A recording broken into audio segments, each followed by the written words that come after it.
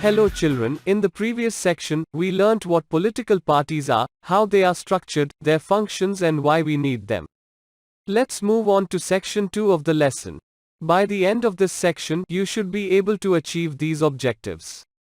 1. Explore various party systems prevalent in the world. 2. Explain why India has developed multi-party system. 3. Distinguish between national parties and state parties. We know that political parties are necessary in democracy. Of course, they are the integral part of democracy and they are very much needed. But, how many we need? There are 2,293 registered political parties in India. Do we need so many? Only a handful of them are serious contenders in elections. The Election Commission has cancelled the registration of 255 parties recently. How many parties are good for democracy? Let's analyze.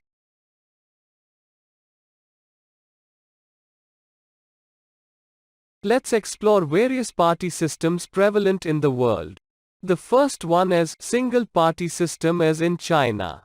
Is it democratic? Not at all, as the same party comes to power elections after elections. The second one is bi-party system, a two-party system. In this system, we find many political parties. Power usually changes between two major parties. Many parties contest elections. Out of them, only two have the real chance of winning elections and forming the government. Smaller parties may win a few seats, but they don't succeed in forming the government. The United States of America and England are examples of two-party system. The third one is multi-party system. In this system, more than two parties have the chance of winning elections and forming the government. India is an example of it.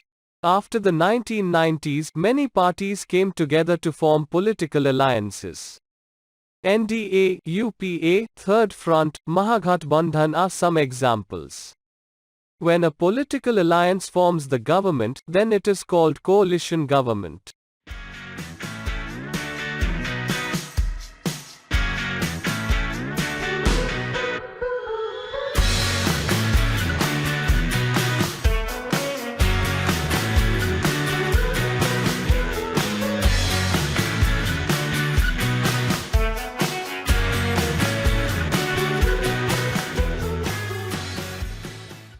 Coalition governments have both advantages and disadvantages.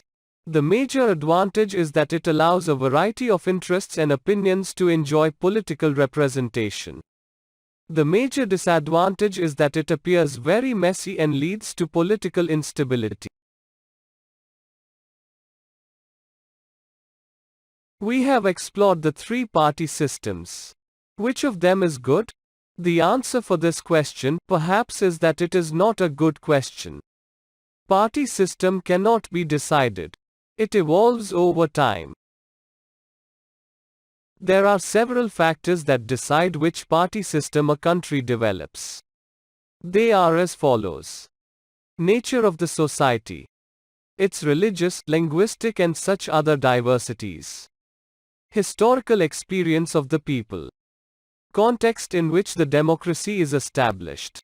Type of elections. If India has developed multi-party system, then it is because of all these reasons. Hundreds of political parties are registered with the Election Commission.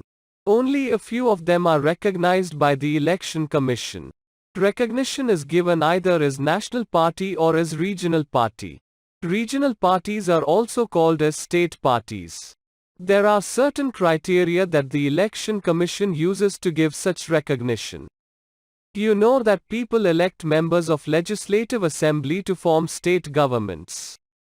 Consider Karnataka Legislative Assembly elections. The state has 224 MLA constituencies. Let us see what criteria a party must fulfill to be a state party. It must win at least 2 MLA seats. It also must secure a minimum of 6% of total votes polled in the election. Most of these state parties have regional presence. Most of their policies are for the development of the state or region where they are present.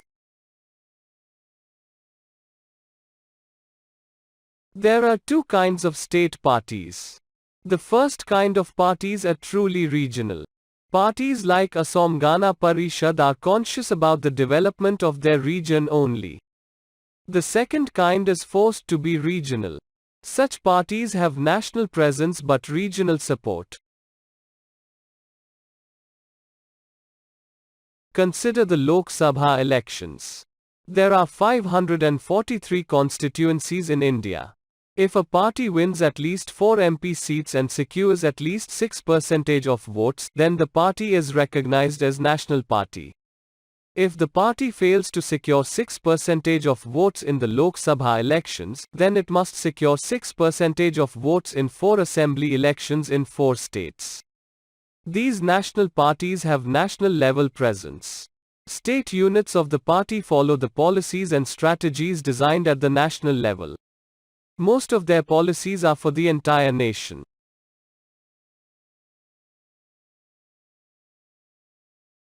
Though the Election Commission treats all parties equally, the recognized political parties enjoy certain benefits. They are as follows. Symbol is given permanently. Only the official candidate of the party can use the symbol. They can get land, building from the government.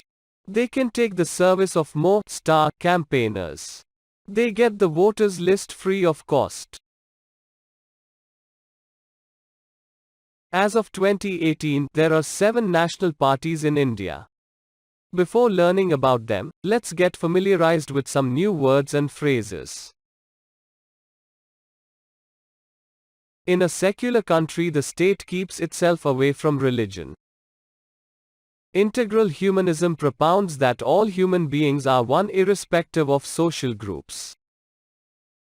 Antyodaya aims at helping even the last person or the poorest of the poor. Communism is a social organization where all the property is owned by the community. Marxism examines the effect of capitalism on workers and advocates revolution of workers in favor of communism. Leninism promotes dictatorship of the workers. Imperialism means occupation of one country by the other in order to establish political supremacy and control over resources. Communalism is a state of mind where a person is fanatically attached to his religion. Leftist parties are liberals. They believe in establishing social justice. Rightist parties are conservatives. Gandhian secularism states that the religious values should be cherished in all walks of life.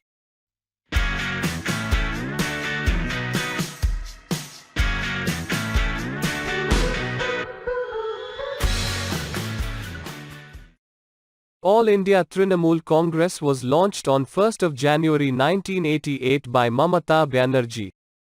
It was recognized as National Party in 2016. It is committed to secularism and federalism. It is in power in West Bengal since 2011. It has sent 22 MPs to the present Lok Sabha. Bahujan Samaj Party was founded by Kanshi Ram in 1984. The party seeks to represent and secure power for Dalits and minorities.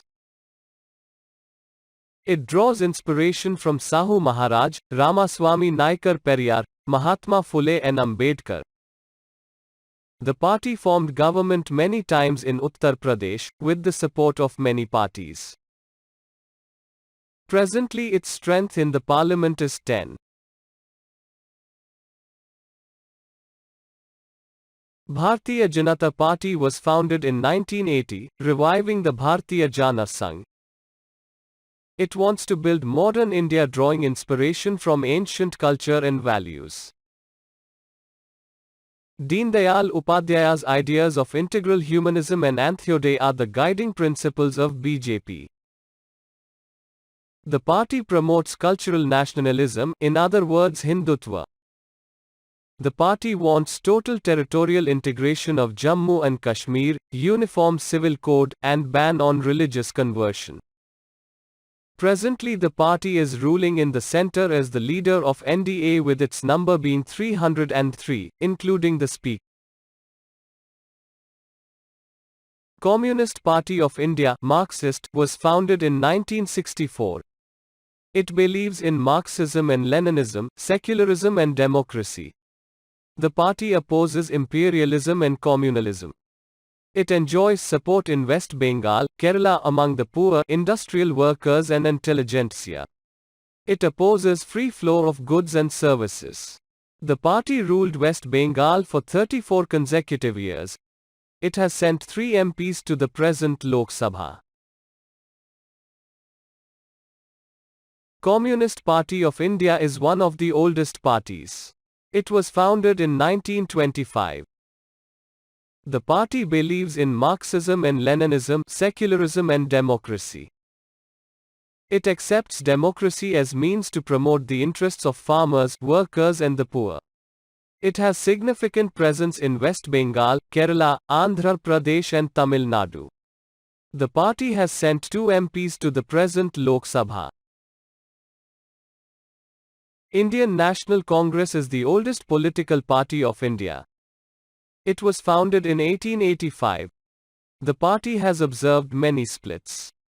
It played a dominant role at national and state level politics. Under Nehru, it tried to build modern secular democratic India.